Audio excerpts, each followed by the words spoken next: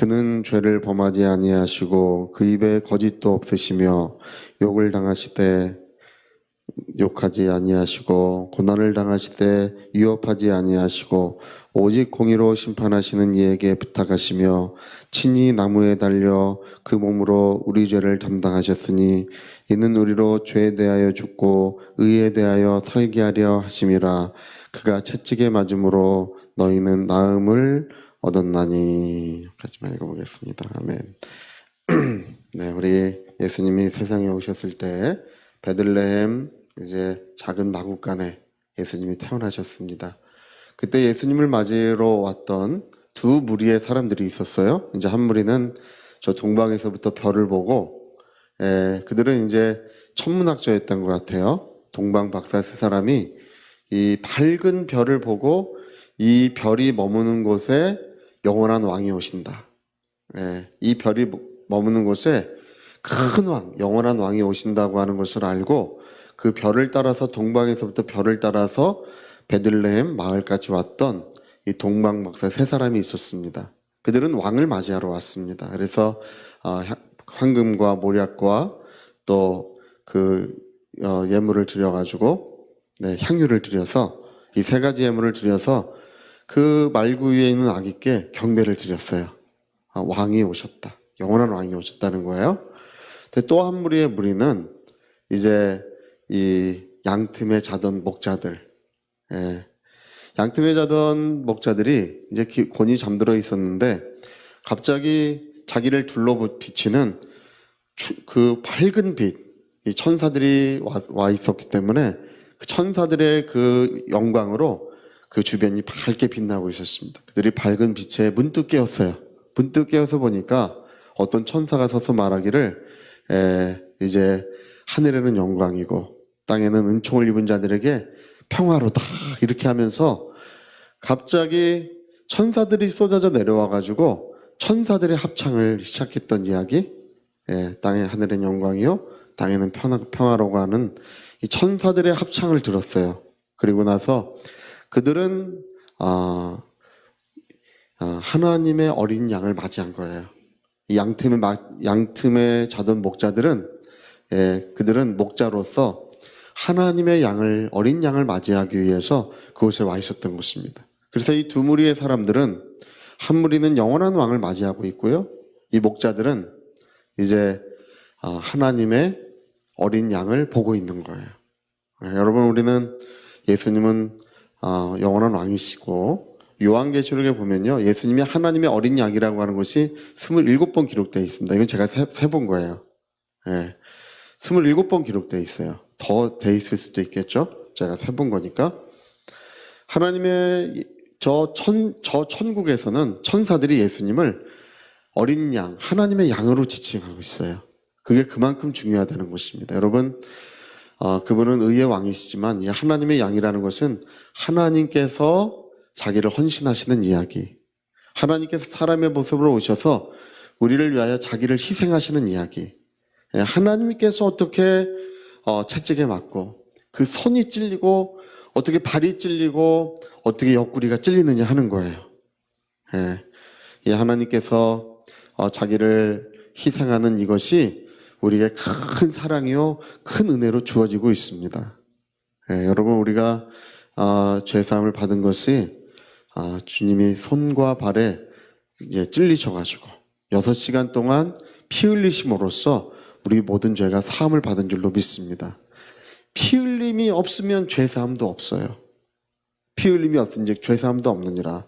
모든 죄는 피가 속하느니라. 이렇게 레위기에 이미 규정되어 있고 계시되어 있는 것처럼 십자가에 설려주신 어린 양의 피가 우리의 모든 죄를 영원히 깨끗하게 하셨어요. 그리고 오늘 성경이 말씀하시기를 그가 채찍에 맞음으로 너희가 나음을 얻었나니.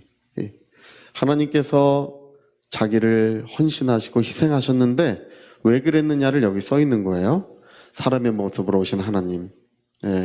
우리 가운데 계셨던 그 하나님은 이제 피 흘려 우리 죄를 사하셨고 채찍에 맞음으로 우리의 모든 질병을 완전히 치유해 주신 것입니다. 정말 신기한 것은 채찍에 맞으신 그분의 아픔을 기억하는 사람들마다 치유가 일어나요. 프랜시스 헌터 목사님, 프랜시스 헌터 부부, 이 치유로 미국에서 굉장히 큰 역사를 이루시는 분이신데요. 그분들이 그런 얘기를 하십니다. 그리스도의 아픔을 기억하는 자들마다 하나님은 치유하신다. 그래서 엄청난 치유의 역사가 미국에서 일어났어요. 그리스도의 아픔을 기억하라. 그분의 아픔으로 우리의 아픔을 대신하신 것입니다. 그것을 느낄 때에 그 아픔이 점점 사라지고 치유가 일어나요. 여러분, 이제 하나님이 자기를 헌신하시는 이 모습, 예수님이 우리 죄를 담당하셔서 십자가에 못 박힌 그 모습, 또 우리의 그 몸을 채찍에 맞아서 우리의 질병을 담당하시는 그 모습, 그 모습이 사실은 하나님 아버지의 모습이라고 성경 기록하고 있어요. 그걸 아십니까? 이제 하나님 아버지께서 고난을 당하신 것은 아니에요. 그런데 그 모습 자체가 하나님 아버지의 모습으로 그려져 있어요. 그래서 예수님을 하나님의 형상 이렇게 우리 신약 성경에 많이 기록하고 있는데요. 형상이라고 하는 그 말은 도장 자국이란 뜻이에요. 도장 자국. 여러분, 도장을 찍으면 어떻습니까? 도장을 꽝 찍으면, 그리고 딱 하면 이 도장과 도장 자국은 완전히 똑같지 않습니까? 도장과 도장 자국이 완전히 똑같듯이, 그래서 이 하나님의 형상이라고 할 때 에이콘이라는 말을 썼는데요. 주로 그 말을 쓰는데 이게 도장 자국이란 뜻이에요. 우리는 형상 이렇게 이제 번역했지만 하나님을 그대로 보여준다는 뜻이에요. 예수님의 그 모습은 우리 하나님 아버지를 그대로 보여준다, 그 얘기예요. 그래서 여러분, 예수님이 이 땅에 오셔서 병을 고쳐주시고 귀신들을 내어 쫓아주시고 사람들에게 섬김의 길을 가셨지 않습니까? 지금도 보좌에 앉아서 다리를 꼬고 있으면서 저 가련한 것들 저거 내가 구원해 주지 않았으면 다 지옥 갈 것들 그러고 계신다면 우리가 예수님을 어떻게 함께 하겠습니까? 지금도 우리를 위하여 기도해 주시는 줄로 믿습니다. 그분은 십자가에 못 박혀 채찍에 맞음으로 그 모습이 나를 본 자는 내 아버지를 보았느니라고 요한복음 14장에 말씀하셨지 않습니까? 빌립이 아버지를 우리에게 보여주셔서 빌립아, 네가 이렇게 오랫동안 나와 다녔어도 또 아버지를 보여달라고 하느냐? 나를 본 자는 아버지를 보았느니라. 여러분, 우리는 예수님을 통하여 살아계신 하나님의 모습을 바라봅니다.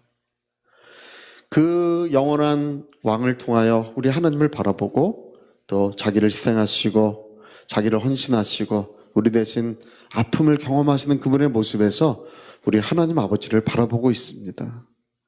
오늘 우리는 성경이 말씀하신 것처럼 욕을 당하시되 욕하지 아니하시고 고난을 당하시되 위협하지 아니하시고 공의로 심판하시는 하나님께 부탁하시며 그 몸을 들여서 십자가에 피 흘려주신 그 몸을 들여서 채찍에 맞음으로 우리를 치유해 주신 그 주님의 은혜와 또 우리 하나님의 영원한 사랑을 우리는 거기서 발견하게 되는 것입니다. 오늘도 하나님의 은혜가 충만하시기를 부탁드리겠습니다. 저희 같이 한번 기도하시겠습니다. 주님의 피 흘리신 그 보혈을 기억할 때 오늘도 우리는 죄에서 자유를 얻습니다.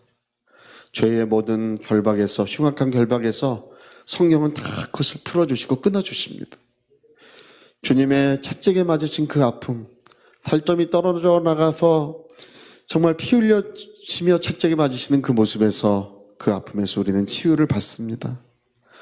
오늘 우리 하나님이 육체로 오셔서 만물을 창조하신 창조자가 육체로 오셔서 이 고난을 통하여 우리를 새롭게 하시고 사랑을 베푸셨습니다. 위하여 통성으로 기도하시겠습니다.